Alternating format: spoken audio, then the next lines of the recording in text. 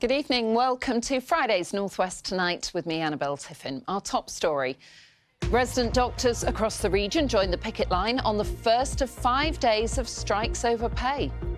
I love my job. I like to work. We do like to do that, but we need to be paid for the responsibility that we have. The doctors argue pay is 20% lower than it was in 2008 in real terms, but the government says they've already had a large increase. Also tonight. 2 months after surgery left her without feeling in her limbs, Sarah is still stuck in a hospital bed because of rehab waiting lists. Derby Day in Manchester, the Etihad Stadium hosts the top-of-the-table clash between City and United women. And it's here, it's Children in Need Appeal Night 2025, live from Media City. Join me for all the build-up.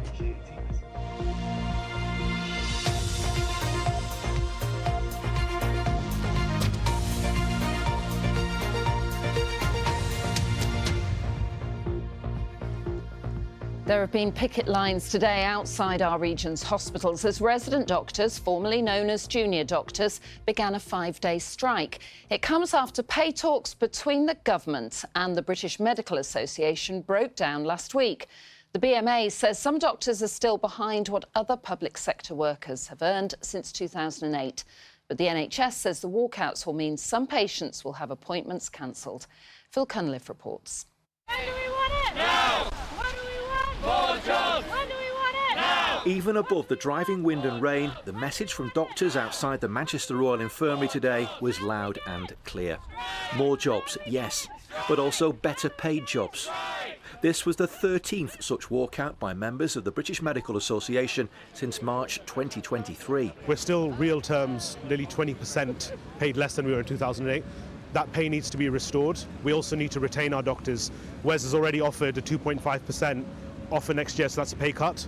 You know, on top of the pay erosion we're already having, things need to change.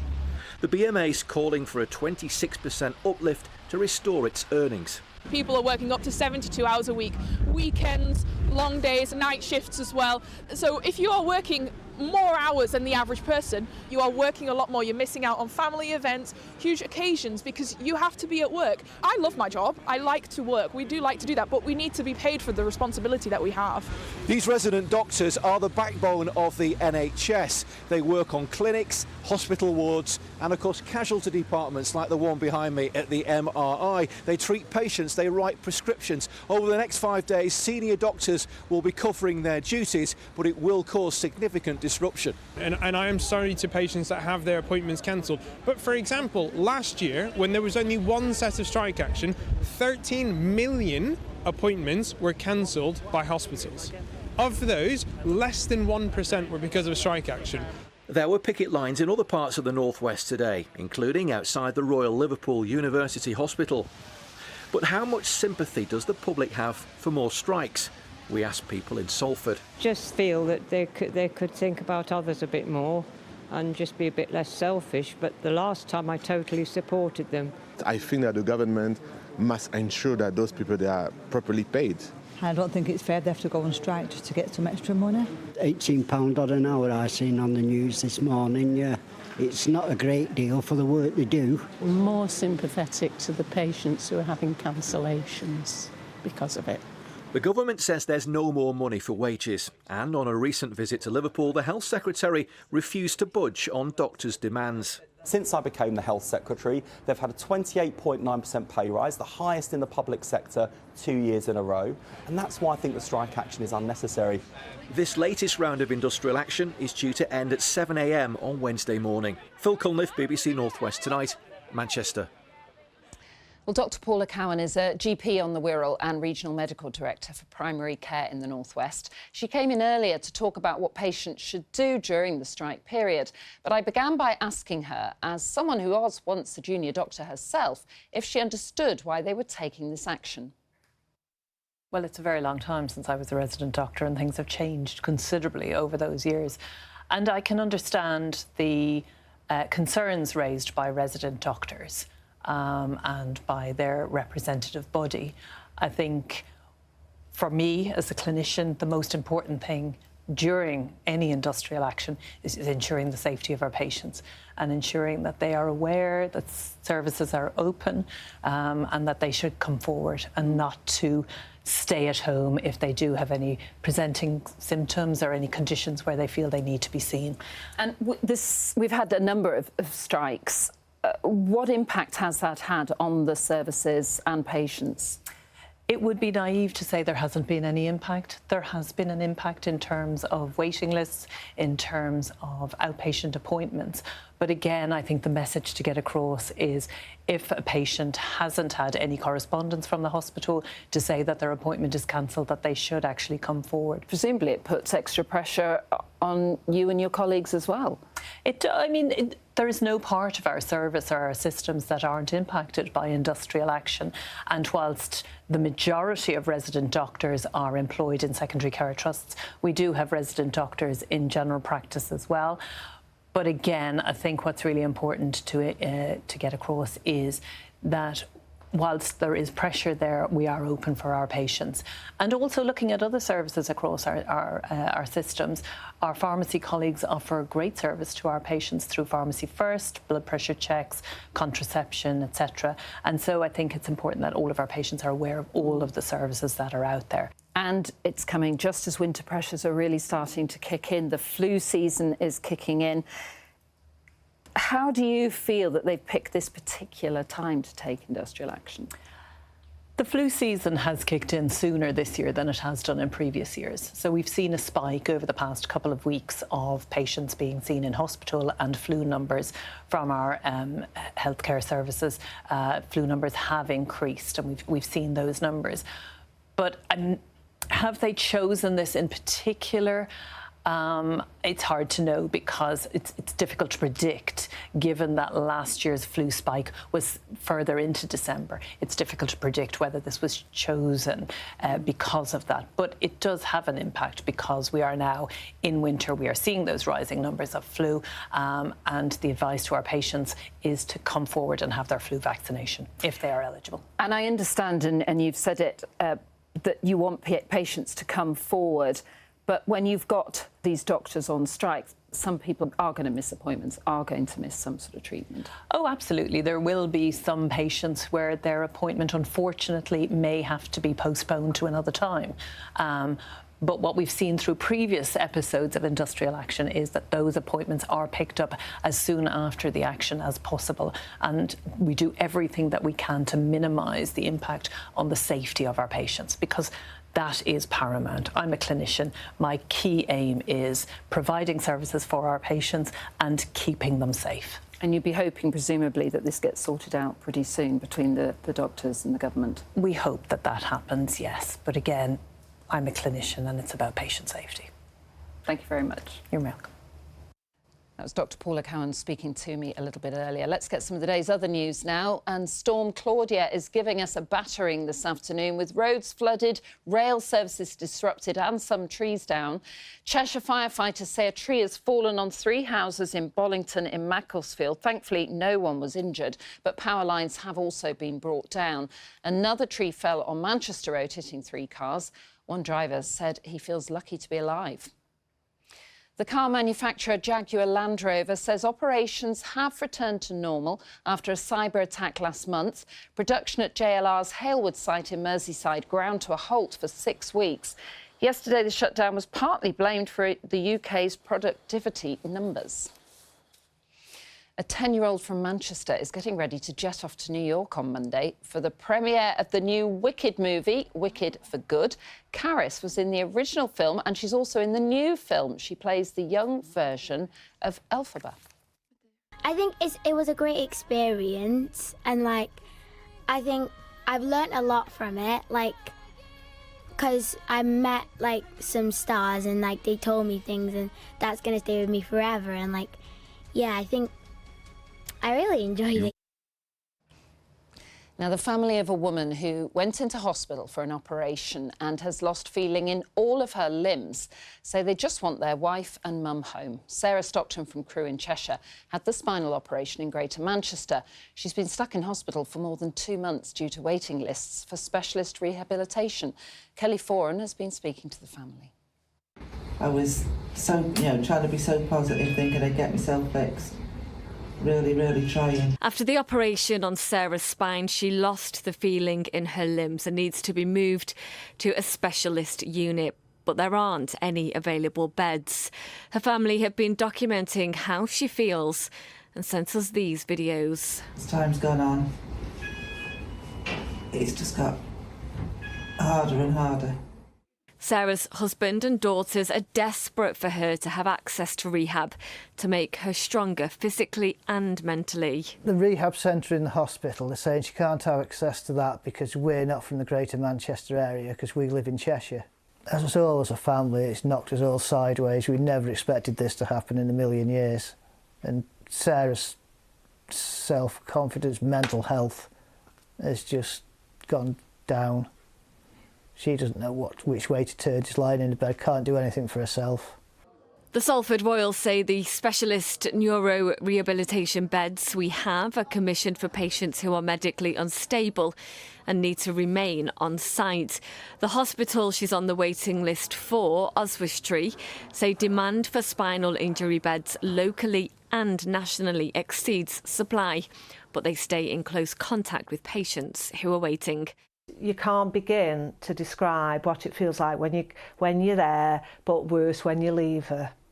You know, it's upsetting. It's very upsetting, yeah, to see her there, not able to move, able to do anything. Can't do anything. Shift her hair out of her eyes, anything.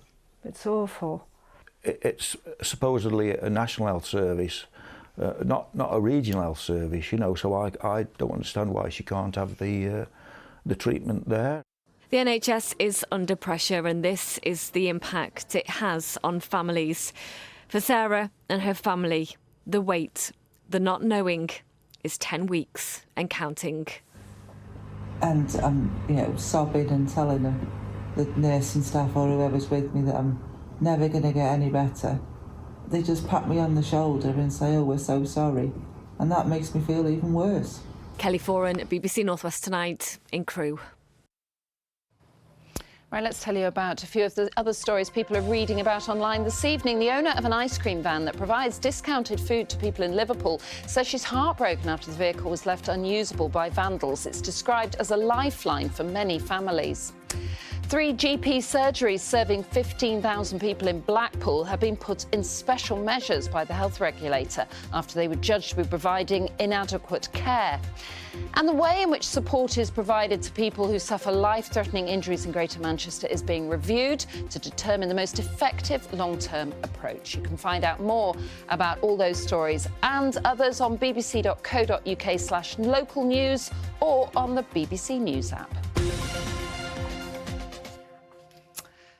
Now, you know what this means. It is, of course, that time of year again. BBC Children in Need Appeal Night is almost here. Schools, workplaces and communities across the region have been pulling out all the stops to help raise money for the young people who need it the most. And tonight's live show, once again, comes from Media City, just in the building next to this one. So let's join Anna Jameson, who hopefully you're out of that horrible rain. Yes, you look nice and dry. What's going on there, Anna?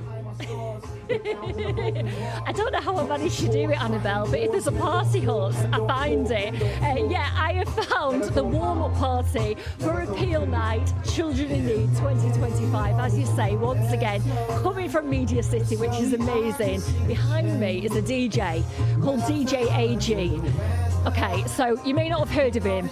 Maybe your children have. He's huge on social media. He's got millions of followers, and his kind of style is that he invites big names on to perform with him, and he streams it to all his followers. Already we've had Professor Green here. We are expecting Sam Ryder and Ella Eyre here as well, all ahead of the big show, where we've got presenters including Bolton's Vernon Kay and Paddy McGuinness, all part of the action. We've already had our BBC local radio teams do the 1,000-mile challenge. Sarah Cox from Bolton, Radio 2's finest, is going to be arriving as well. And they've all been raising money to help young people here in the Northwest. All this week on BBC Northwest Tonight, we've been telling you about some incredible charities that benefit from your money. I'd like to introduce you to another one. It's called Down Syndrome Cheshire, formed in 2007 by parents so that they could connect and to ensure that people, whoever they are, had the chance to thrive.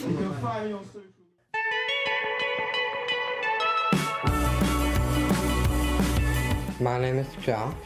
Hi, my name is Libby. This is from Down Syndrome Cheshire. I love singing and dancing. I like doing art and colouring. I do PlayStation with mates and go out residentials. I like being here because the stuff is amazing. So we're a multifaceted kind of charity. We support members with Down syndrome who are prenatal, so some of them haven't even been born yet, all the way to the very end. So it's almost that crude kind of thing of birth to crate, like birth to grave kind of thing we do. Make sure you get all of that in. I have a son, Jamie, with Down syndrome, who's 18 years old. He was very poorly from when he was first born. He had to have open heart surgery 3 times. We had a rough start. For Jamie to be able to mix with other people with Down syndrome, it's lovely because he's built friendships up over the years. Definitely want to get involved with other people who've got Down syndrome, meet parents, get to speak about memories and things that they're going through. You don't feel as isolated and alone. We empower people with Down syndrome to live the life that they choose. So everything that we do is centred around the needs of our members and what we can do to make their lives more enriching. Everyone was just, oh, Jamie, so lovely. And that was it from day one, and that's how it's always been.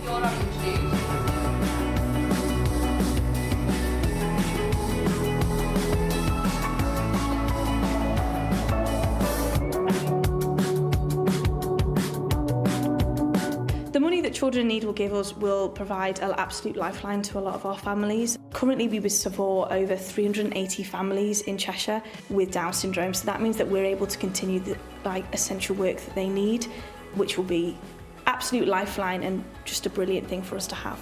Everyone in here is really kind and nice to me, make funny jokes, make me laugh, and it really makes me really happy.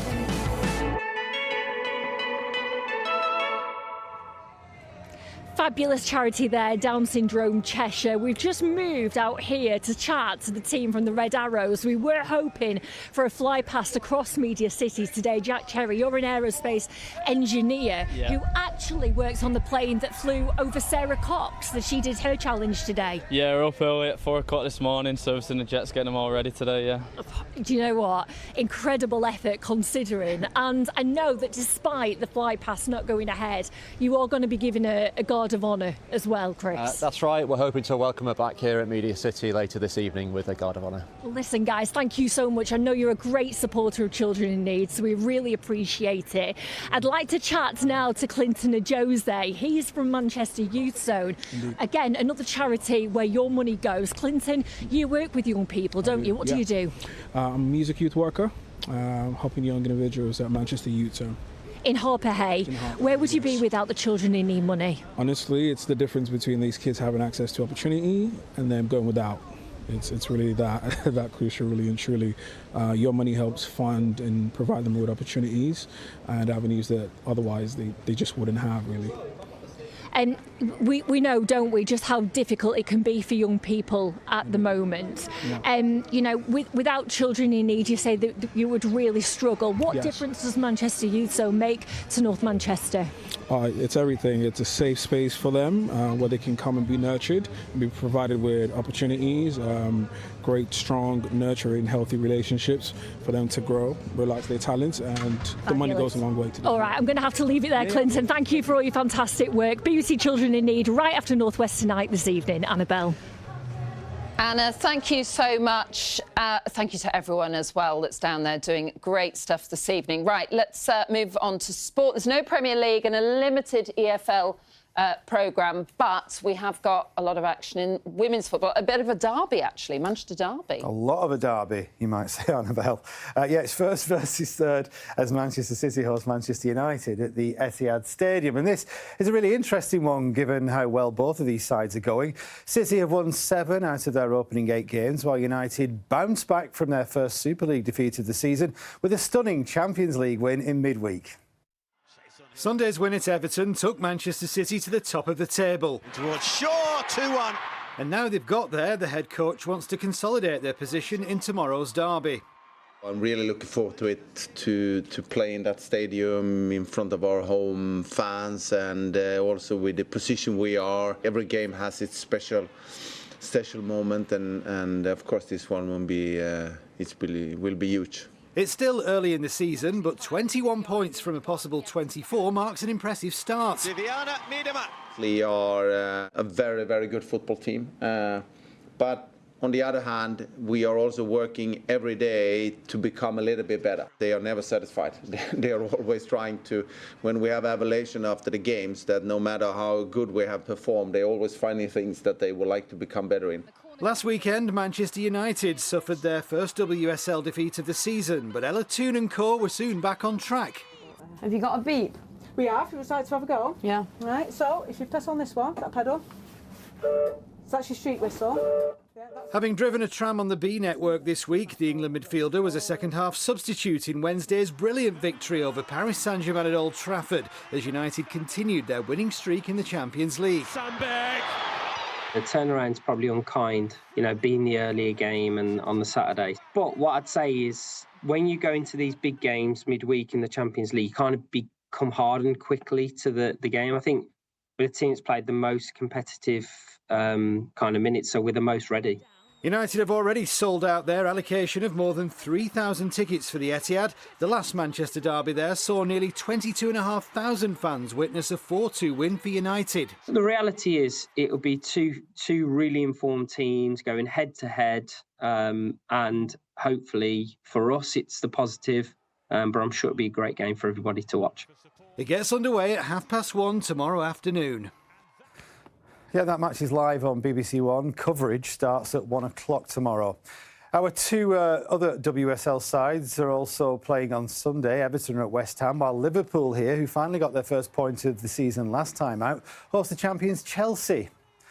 As mentioned earlier by Annabelle, it's a limited EFL fixture list this weekend. There is a full League Two programme, but there's no Championship, and Blackpool are the region's only League One side in action.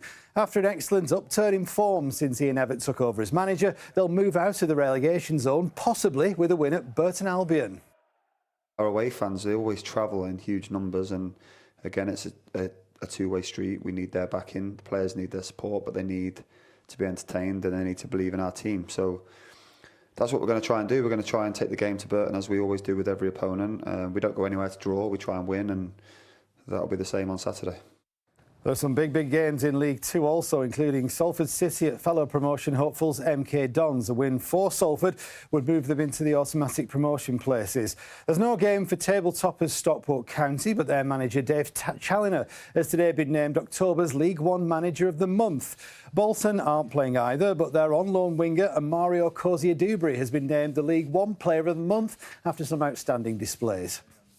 Elsewhere in sport, Sale Sharks host Exeter tonight in the Prem Rugby Cup. We'll be back filming with them after the autumn internationals. And it's been confirmed that Bellevue's National Speedway Stadium will stage 2 rounds of the World Championship Series next season in June. Annabelle. Thank you very much, Ian. As we said before, it has been a very stormy day out there, hasn't it? But let's get a look at the weather now. Here's Stav Daneos. Hi there, good evening to you. It's been a thoroughly wet and windy day across our region. Atrocious conditions on the roads, lots of spray on the motorways. Winds have been getting stronger through the afternoon. Some very choppy seas here off the coast of Lancashire. Similar picture as well for coastal parts of Merseyside. Now, it's all tied in with this area of low pressure, which was named a few days ago Storm Claudia by the Spanish Met Service. That's been sending a weather front northwards, which has parked itself across England and Wales. Now, the yellow rain warning remains in force for much of England and Wales, with the amber warning through the middle. Not so much for our region, but what's of more concern are the winds. We do have a swathe of strong easterly gales up until around midnight, which could cause some disruption. Now, you can barely see the map for the rain as we head through this evening and overnight, but you will notice the wet and windy weather begins to ease down during the early hours. It'll stay quite damp, still quite blustery, and those temperatures range from around 6 to 8 Celsius. So we start our weekend off rather grey and damp, with outbreaks of rain continuing. The winds begin to ease down, so turning lighter into the afternoon, and the rain also peters out. So by the end of the day, we should see some drier spells here and there. Temperatures, again, into double figures, 9 or 10 degrees. There's still some mild air mixed in. So for Sunday, we see a change. Northerly winds start to set in. That'll bring some colder and drier air to our region, so we should see the sunshine appearing, but temperatures will struggle to make 8 or 9 Celsius. And that's the sign of things to come. As we push into next week, we open the floodgates to a very cold Arctic airflow. It's going to be quite a shock to the system after all the recent mild weather we've had. Temperatures will drop single digits by day, much colder at night with hard frost, and we could see some snow in places by the end of the week. Take care. Gosh, what a change. Right, as Anna said earlier, Children in Need is on BBC One in about 5 minutes' time, and our very own Kay has taken on her own Children in Need challenge. I don't know if you can guess what she has been doing. You'll be able to tell in a moment, but this was the moment she finished. 4, 3, 2, 1.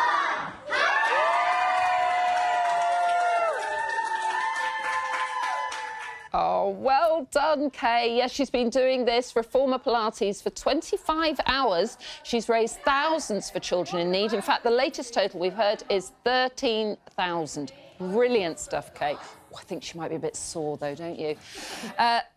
Now, thank you so much for anything that you have done for Children in Need as well. You always, this region, raise so much money for the appeal. We've also asked you to tell us what you've been up to today. You haven't disappointed us. So to get you in the mood for the programme, we will say goodnight and leave you with photos and videos from Children in Need 2025. Children in Need!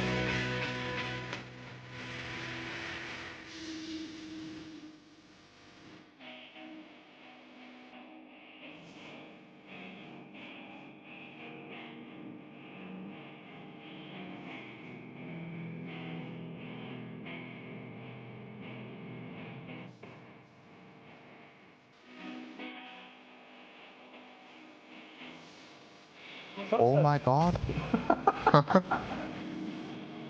That's actually good.